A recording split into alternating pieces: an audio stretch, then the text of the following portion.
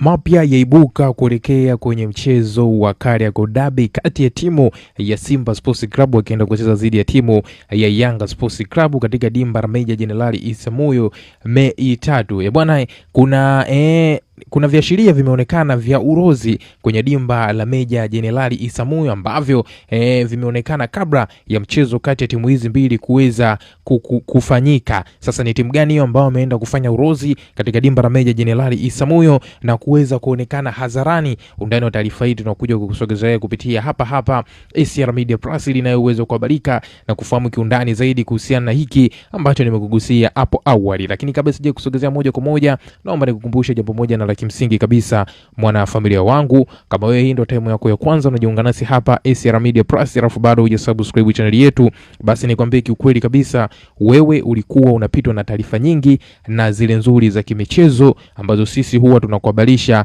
na kukusogezea wewe moja kwa moja kupitia hapa SR Media Plus. Cha kufanya sasa ili usiendelee kupitwa na taarifa zetu zote mpya za kibichezo, hakikisha unakwenda kusubscribe channel yetu kwa kubonyeza maneno mekundu. Baada ya hapo nenda katani on notification kwa kubonyeza alama ya kengele itakayojitokeza hapo pembeni. Ukishafanya hivyo, basi wewe utakuwa ni mdau wetu wa kwanza na mwanafamilia wetu wa kwanza kupata kila aina taarifa mpya kibichezo ambayo sisi tunakujuza na kukuhabarisha wewe moja kwa moja kupitia hapa SR Media Plus. Na kama hiyo nimekushaweza kusubscribe channel yetu, sasa twende kazi tukaangazie kuhusiana kile ambacho nimeweza kukugusia hapo awali. Kama ninavyofahamu, timu hizi mbili wanakwenda kukutana msimu huu hapa 2025-2026, hii ikiwa ni mara ya 4. Na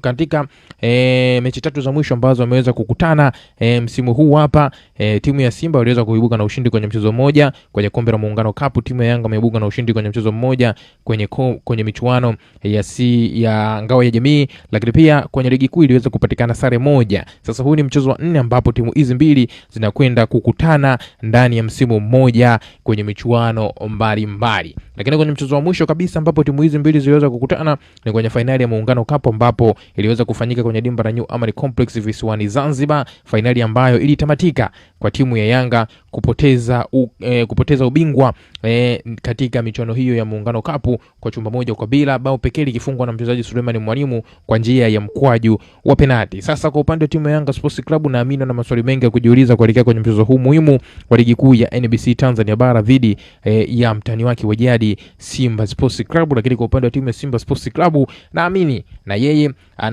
anahitaji kwenda kuonyesha mashabiki zake ya kwamba kilichotokea kwenye ngao ya jamii kilichotokea kwenye finali ya Kombe la Muungano haikuwa kitu cha kubahatisha, bali klabu ya Simba walistahili kukipata hiko. Tusubirie mpaka kuona mchezo husika ndani ya dakika 90 matokeo yatakuwa kuwaje. Je, ni nani kuondoka na ushindi, Simba Sports Club au Yanga Sports Club? Tusubirie kuona ndani ya dakika 90. Lakini hapa na kuachia challenge kidogo, njoo tuambie kupitia sehemu ya comment, unaona ni timu gani hapa itaweza kuibuka na ushindi kwenye mchezo huu wa Kariakoo Derby kati ya Simba dhidi ya timu ya Yanga Sports Club Mei 3 kwenye dimba la Meja Jenerali Isamuhyo. Dondosha comment yako kupitia sehemu ya comment section na sisi tutakuja kuchotea na wewe kupitia hapo, bila kusahau kulike, kushare na kusubscribe channel yetu.